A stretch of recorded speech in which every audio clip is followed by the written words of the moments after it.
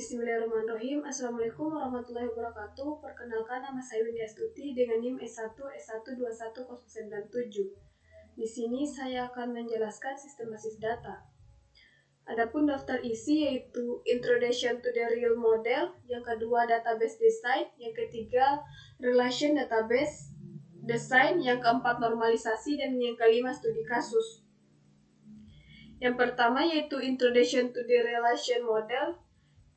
Apa itu introduction? Basis data adalah sekumpulan informasi yang disimpan dalam komputer secara sistematik, sehingga dapat diperiksa menggunakan suatu program komputer untuk memperoleh informasi dari database.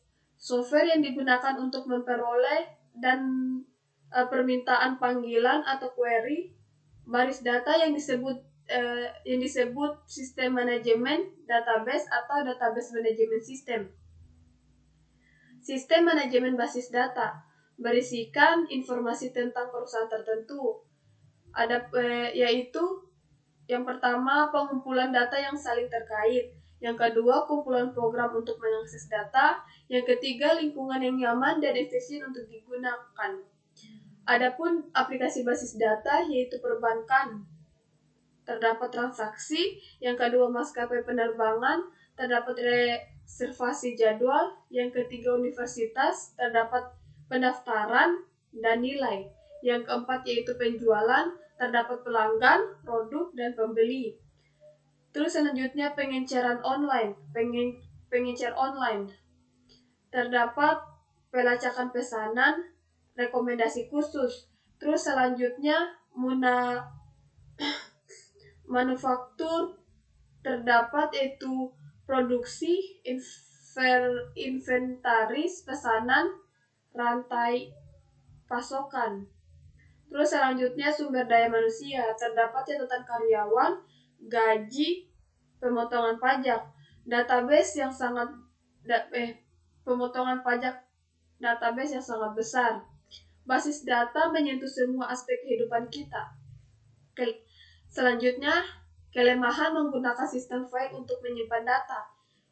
Yang pertama yaitu redundansi dan inkonsistensi data. Beberapa format file duplikasi informasi dalam file yang berbeda. Yang kedua yaitu kesulitan dalam mengakses data. Perlu menulis program baru untuk melakukan sistem tugas baru.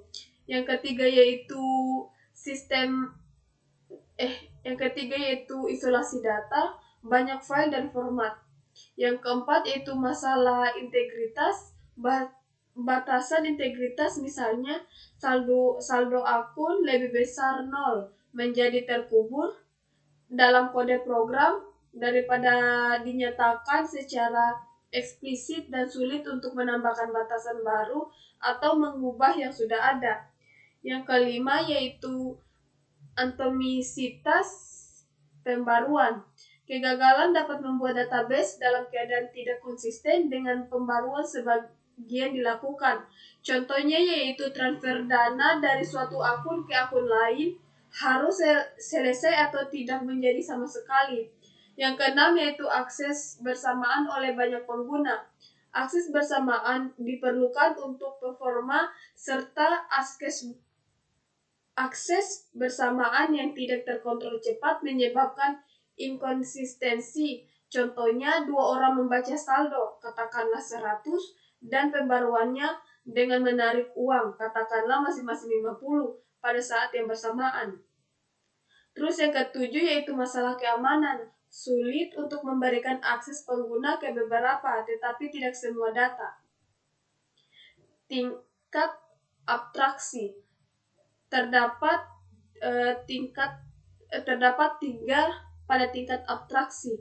Yang pertama yaitu tingkat fisik, menjelaskan bagaimana catatan, misalnya instruktur yang disimpan. Yang kedua yaitu level logis, menggambarkan data yang disimpan dalam database dan hubungan antar database. Misalnya tipe instruktur, yaitu catatan, ID-nya yaitu string, namanya yaitu tali, dep name yaitu string, gaji itu bilangan bulat atau akhir. Selanjutnya yang ketiga yaitu lihat level. Program aplikasi menyembunyikan detail tipe data. Tampilan juga dapat menyembunyikan informasi seperti gaji karyawan untuk tujuan keamanan. Selanjutnya yaitu instansi dan skema. Mirip dengan tipe dan variabel dalam bahasa pemrograman. Ada 4 tipe dan variabel dalam bahasa pemrograman. Yang pertama yaitu skema logis, struktur logis keseluruhan dari database. Yang kedua yaitu skema fisik, keseluruhan struktur fisik database. Yang ketiga instanse, terdapat konten aktual dari database pada titik waktu tertentu. Yang keempat yaitu independensi data fisik, kemampuan untuk memodifikasi skema fisik tanpa mengubah skema logis. Model data, kumpulan untuk mendeskripsikan ada data, hubungan data, semantik data, dengan kendala data. Yang pertama yaitu model relasional, yang kedua yaitu model data entity, atau terutama untuk desain database. Yang ketiga yaitu model data berbasis objek atau object oriented dan objek relasional. Yang keempat yaitu model data semi terstruktur atau XML. Yang kelima model lama lainnya. Di dalam model lama lainnya itu terdapat dua model jaringan. Terdapat dua model. Yang pertama yaitu model jaringan dan yang kedua yaitu model hierarki. Model selanjutnya yaitu model relasional. Semua data disimpan dalam berbagai tabel. Contoh data tabular dalam model. Berikut yang ini adalah contoh tabular dalam model relasional. Berikut adalah contoh data tabular dalam model relasional. Terdapat ID, name, depth name, dan salary. Yang ini adalah kolom ini. Berikut ini adalah kolomnya. Yang ini adalah baris. Sampai di sini baris. Contoh basis data relasional. Di sini ada dua kolom. Kolom A itu ada the introduction table. Terdapat ID, name, depth name, dan salary. Terus yang kolom kedua itu the department table. Di kolom tersebut terdapat depth name, building, dan budget. Bahasa definisi selanjutnya yaitu bahasa definisi data atau DLL. Notasi spesifikasi untuk mendefinisikan skema database, contohnya buat tabel instruktur, pengenal, nama varchar, depth name, gaji. Pengenal itu karakter, name-nya itu varchar, depth name-nya itu varchar, gajinya itu numerik. Selanjutnya yaitu bahasa definisi data atau DLL. Bahasa untuk mengakses dan memanipulasi data yang diatur oleh model data yang sesuai. Dua kelas bahasa, ada bersih dan komersial. Bersih itu digunakan untuk membuktikan properti tentang daya komputasi dan untuk optimasi aljabar relasional, kalkulus relasional tuple, dan kalkulus relasional domain. Sedangkan komersial itu digunakan dalam sistem komersial. SQL adalah bahasa komersial yang paling banyak digunakan. Selanjutnya yaitu pendekatan desain. Perlu datang dengan metodologi untuk memastikan bahwa setiap hubungan dalam database adalah baik. Adapun dua cara untuk melakukannya. Yang pertama yaitu model relasi entitas dan yang kedua yaitu teori normalisasi. Terus selanjutnya ada model data relational object. Model relasional yaitu nilai data dan atom, sedangkan model data relasional yaitu objek. Model data relasional objek yang ada 4. Yang pertama yaitu perluas model data relasional dengan memasukkan orientasi objek dan konstruksi untuk menangani tipe data tambahan.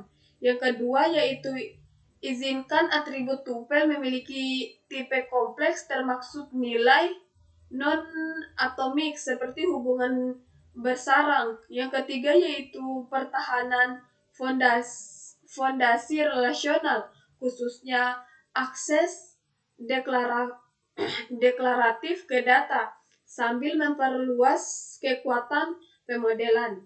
Yang keempat yaitu menyediakan kompatibilitas ke atas dengan bahasa relasional yang ada. Selanjutnya yaitu XML atau bahasa markup yang dapat diperluas. Yang pertama yaitu ditetapkan oleh konsorsium WWW atau W3C. Awalnya dimaksudkan sebagai bahasa markup dokumen, bukan bahasa database.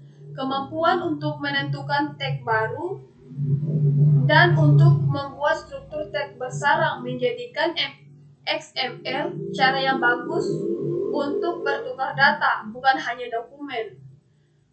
XML telah menjadi dasar untuk semua format pertukaran data generasi baru. Berbagai macam alat tersedia untuk parsing, browsing, dan query dokumen atau data XML. Selanjutnya yaitu manajemen penyimpanan. Manajemen penyimpanan adalah modul program yang menyediakan antar data tingkat rendah yang disimpan dalam database dan program aplikasi serta query yang dikirimkan ke sistem. Manajer penyimpanan bertanggung jawab untuk tugas-tugas berikut. Yang pertama yaitu interaksi dengan pengelola file OS. Yang kedua yaitu penyimpanan, pengambilan, dan pembaruan data yang efisien. Masalah yang pertama yaitu akses penyimpanan, yang kedua yaitu organisasi berkas, yang ketiga yaitu pengindeksan dan hashing. Masuk yang kedua yaitu database design, database basis. Phase awal desain database adalah untuk mengkarakterisasi sepenuhnya kebutuhan dan calon pengguna database. Selanjutnya, desainer memilih model data dan menerapkan konsep model data yang dipilih.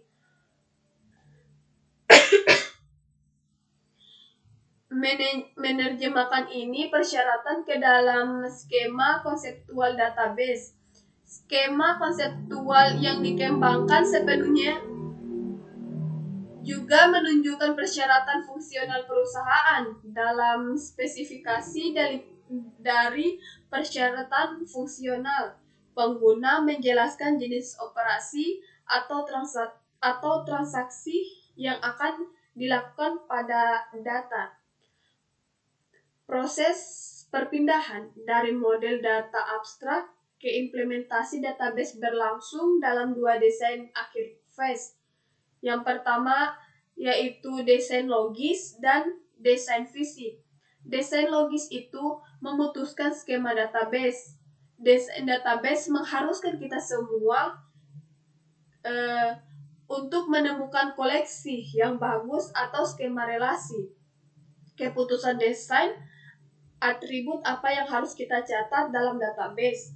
atau keputusan ilmu komputer. Skema relasi apa yang harus kita memiliki dan bagaimana atribut harus didistribusikan di antara berbagai skema hubungan. Sedangkan kalau data fisik itu untuk memutuskan tata letak fisik basis data. Design approaches. Model hubungan entitas tercakup dalam bab ini. Memodelkan perusahaan sebagai kumpulan entitas dan hubungan.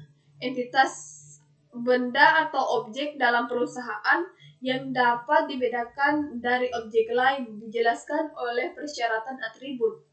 Terus hubungan asosiasi dari antara beberapa entitas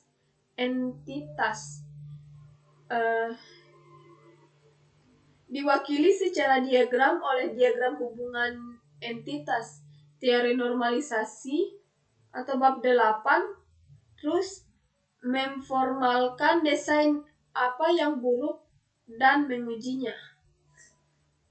ER model atau database modeling. Model data atau ER dikembangkan untuk memfasilitasi desain database untuk memungkinkan spesifikasi skema perusahaan yang mewakili struktur logis keseluruhan dari database. Model ER sangat berguna untuk memetakan makna dari interaksi perusahaan dunia nyata ke skema konseptual. Karena kegunaan ini, banyak alat desain basis data memanfaatkan konsep dari model ER. Model ER menggunakan 3 konsep dasar, yaitu kumpulan entitas, set hubungan, dan atribut. Model ER juga memiliki diagram yang terkait representasi diagram UGD yang dapat mengekspresikan keseluruhan struktur logis dari database secara grafik. Selanjutnya yaitu entity sets. Entitas adalah objek yang ada dan dapat dibedakan dari objek lainnya. Contohnya yaitu orang tertentu, perusahaan, acara, pabrik. Kumpulan entitas adalah sekumpulan entitas dari jenis yang sama berbagai properti yang sama. Contohnya set semua orang, perusahaan, pohon, dan hari libur. Entitas diwakili oleh seperangkat atribut yaitu deskriptif. Properti yang dimiliki oleh semua anggota entitas yang ditetapkan contohnya yaitu instruktur sama dengan ID, nama, jalan, kota, dan gaji. Terus kursus yaitu course, ID, judul, dan kredit. Subset atribut membantu kunci utama entitas set yaitu secara unik identifying setiap anggota set. Entity set, introduction, and student. Ini adalah kolom untuk instruktur. Terdapat ID instruktur dan nama. Yang ini adalah ID, yang ini adalah nama. Terus di sini ada student,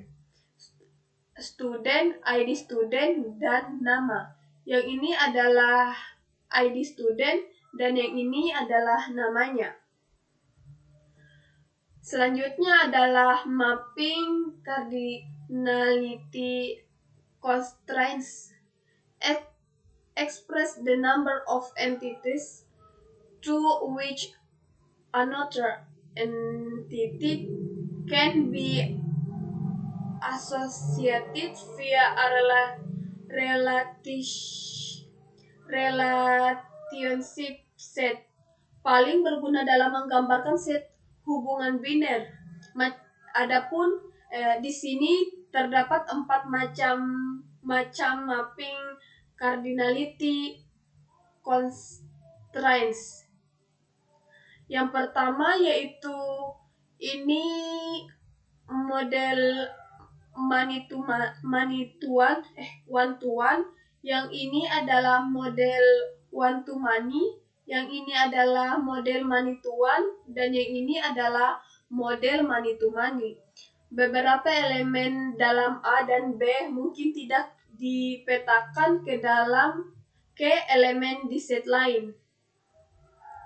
Selanjutnya yaitu kompleks atributes. Jenis atribut yaitu atribut sederhana dan komposit. Yang kedua yaitu atribut bernilai tunggal dan multinilai. Contohnya yaitu atribut multivalet point numbers.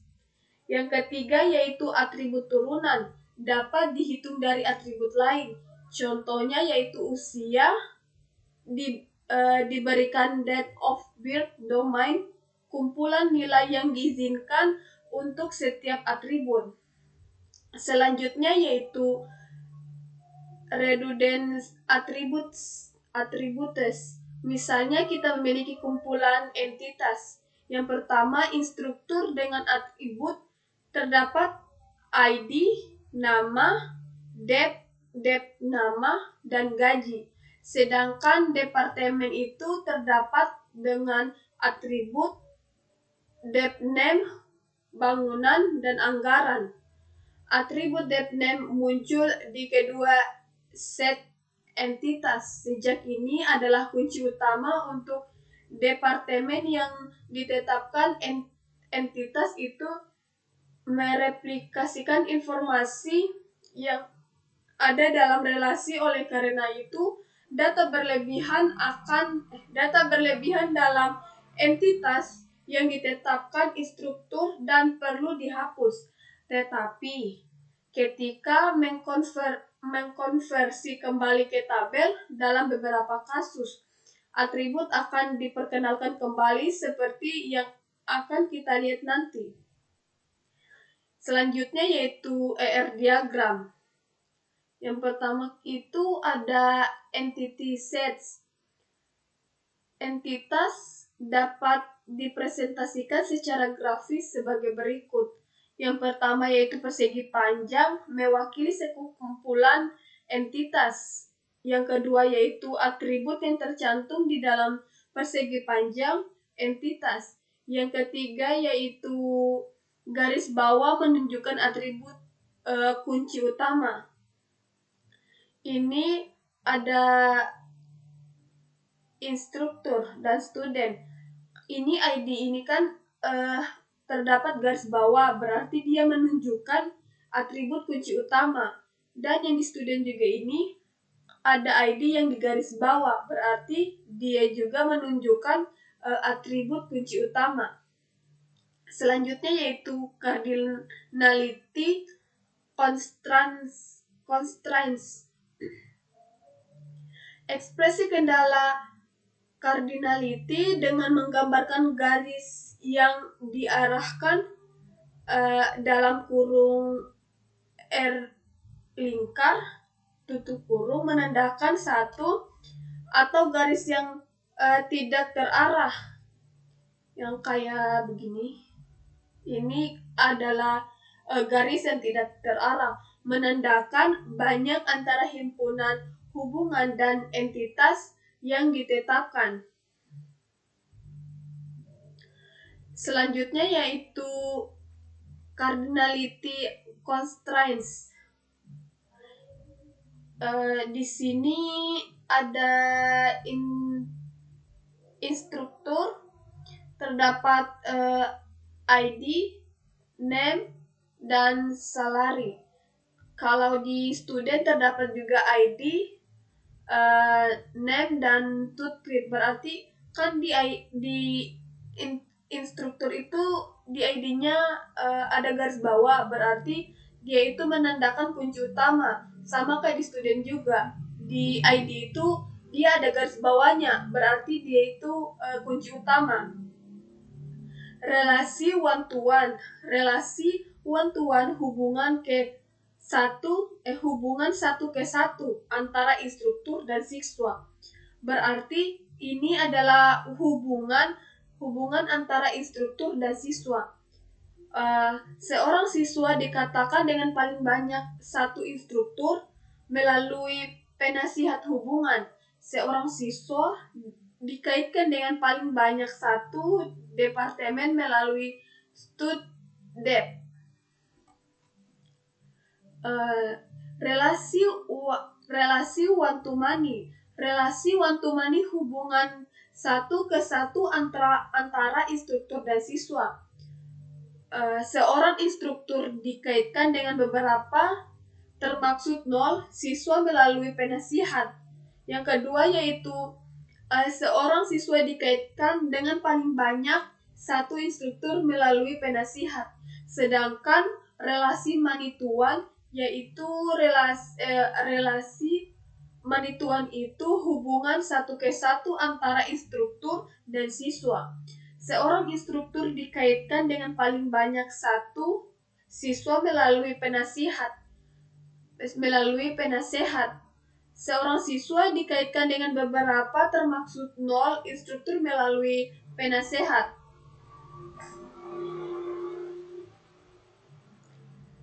Sedangkan relasi many to many yaitu hubungan satu ke satu antara instruktur dan siswa. Seorang instruktur dikaitkan dengan beberapa mungkin 0 siswa melalui penasehat. Seorang siswa dikaitkan dengan beberapa mungkin 0 instruktur melalui penasehat. Yang ketiga yaitu relational database design. Proses analisis dan desain basis data. Yang pertama yaitu paham proses bisnis utama, yang kedua yaitu ekstraksi atas entitas dasar, yang ketiga tentukan atribut setiap entitas, yang keempat tentukan relasi antar entitas berdasarkan proses bisnis, yang kelima buat rancangan tabel dan implementasikan pada sebuah RDBMS. Yang keenam yaitu buat skenario query untuk menguji apakah desain basis data sudah sesuai dengan proses bisnis yang diinginkan. Contoh database SI Sekolah Menengah Atas atau SMA. Yang ini adalah contoh database sekolah menengah atas.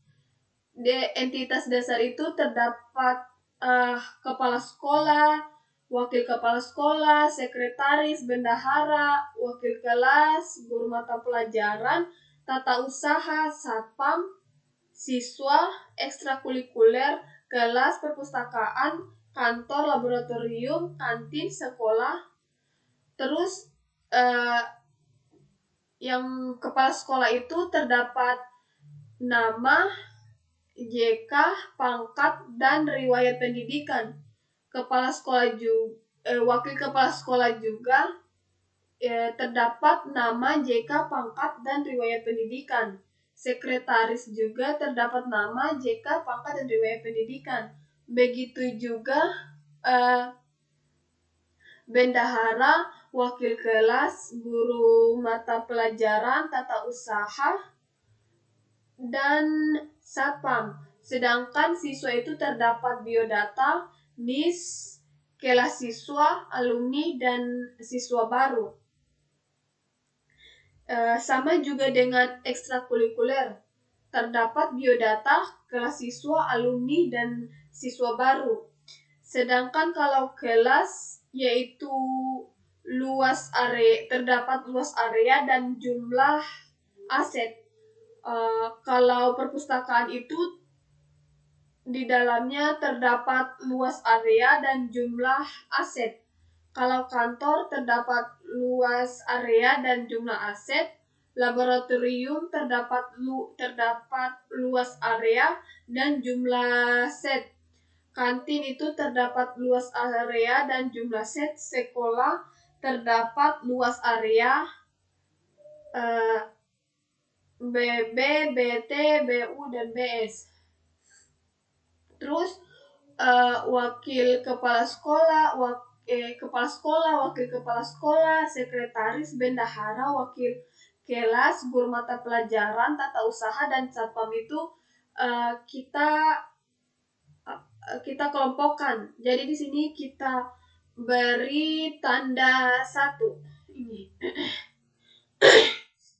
Sedangkan siswa dan ekstrakurikuler itu kita kelompokkan menjadi kayak kelompok kedua. Sedangkan kalau kelas, perpustakaan, kantor, laboratorium, dan kantin kita kasih di kelompok ketiga. Terus sekolah ini di kelompok 4. Terus selanjutnya entitas dasar. Kepala sekolah,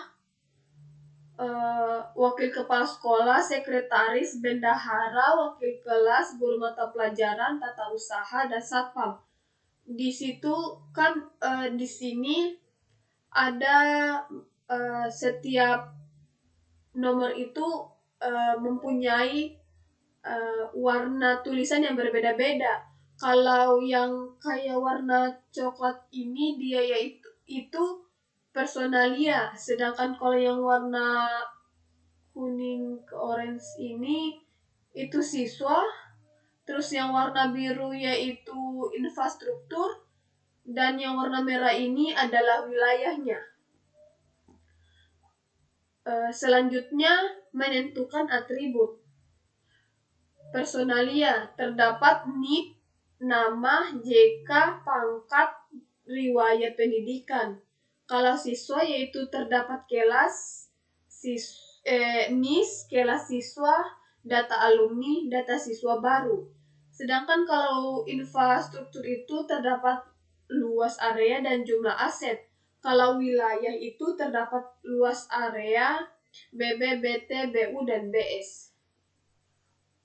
Terus ini adalah ER diagramnya. Ini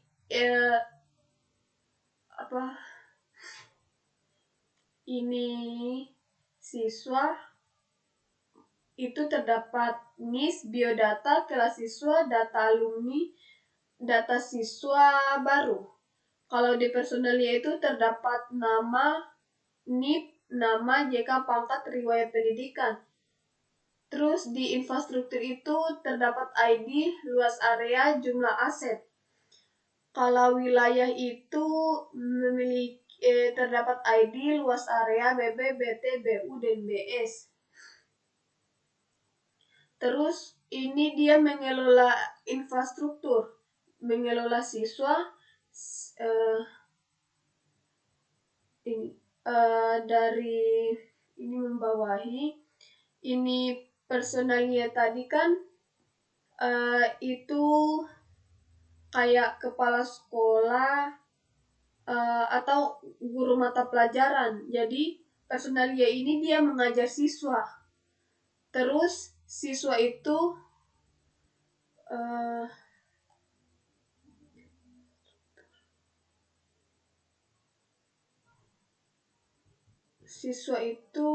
dia mengelola kayak kelas, perpustakaan, mengelola kayak mendapatkan kayak kelayakan mungkin. Dia mendapatkan kayak kelas, perpustakaan, kantor, laboratorium, dan kantin.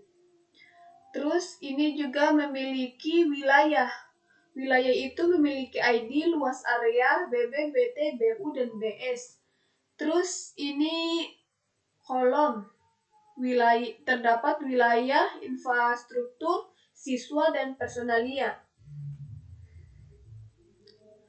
Ini ERD-nya. Di sini wilayah terdapat ID, nama sekolah, luas area, BB, BS, BT, BU, infrastruktur, dan infrastruktur wilayah. ini adalah diagram SQL dari ERD. Yang keempat yaitu normalisasi. Pengertian: normalisasi database adalah proses pengelompokan atribut data yang membentuk entitas sederhana, non-redundant, fleksibel, dan mudah beradaptasi sehingga dapat dipastikan bahwa database yang dibuat berkualitas baik. Tujuannya untuk menghilangkan dan mengurangi redundansi data, dan tujuan yang kedua adalah memastikan dependensi data atau data berada pada tabel yang tepat. Jika data dalam tabel database tersebut belum dinormalisasi, maka akan terjadi 3 kemungkinan yang akan merugikan sistem secara keseluruhan, yakni insert anomali, delete anomali, dan update anomali. Selanjutnya yaitu bentuk normalisasi. Ada bentuk normalisasi unnormalized form, first normal form, second normal form, third normal form, Bosco normal form, dan fourth normal form. Selanjutnya ada unnormalized form.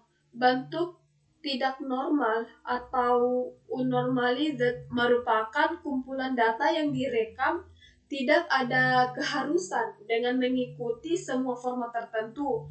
Pada bentuk tidak normal terdapat repeating group atau pengulang grup, sehingga pada kondisi ini data menjadi permasalahan dalam melakukan manipulasi data, kayak insert, database, dan delete, atau bisa disebut anomali.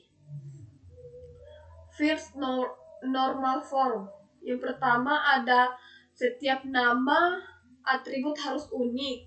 Yang kedua, nilai atribut harus tunggal. Yang ketiga, setiap baris harus unik. Yang keempat, tidak ada kelompok yang berulang. Yang kelima, yaitu TD pilih kunci utama. Second normal form. Sudah dalam satu NF, semua atribut non-kunci sepenuhnya bergantung pada kunci utama. Semua dependensi parsial dihapus untuk ditempatkan di tabel lain. Sedangkan kalau third normal form, sudah dalam 2NF, semua atribut non-primer tidak bergantung pada atribut non-primer lainnya, atau dependensi non-transitif. Semua dependensi transitif dihapus untuk ditempatkan di tabel lain. Yang kelima yaitu studi kasus. Perusahaan XYZ mengelola data produk dan kategorinya, mengelola customer, mengelola data sales dan timnya, dan mengelola data pesanan.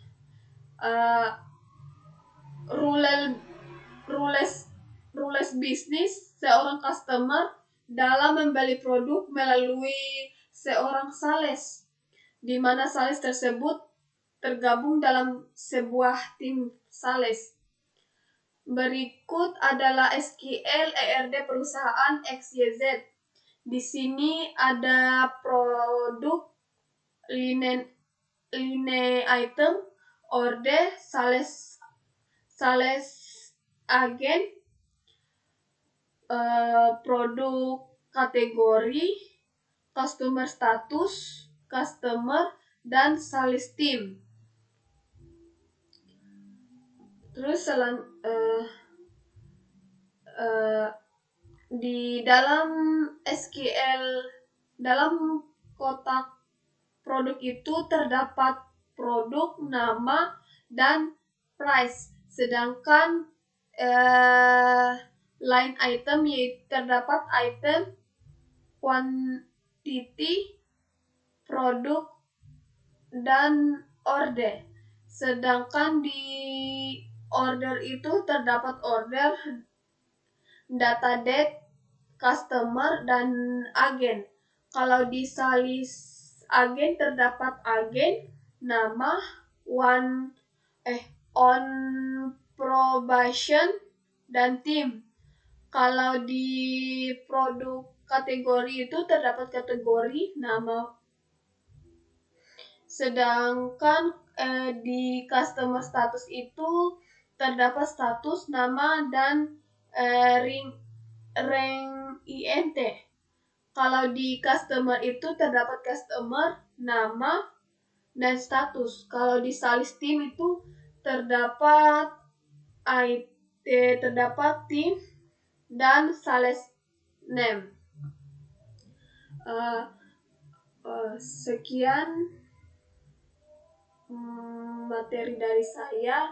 Saya akhiri dengan wabillahi taufiq wa hidayah. Wassalamualaikum warahmatullahi wabarakatuh.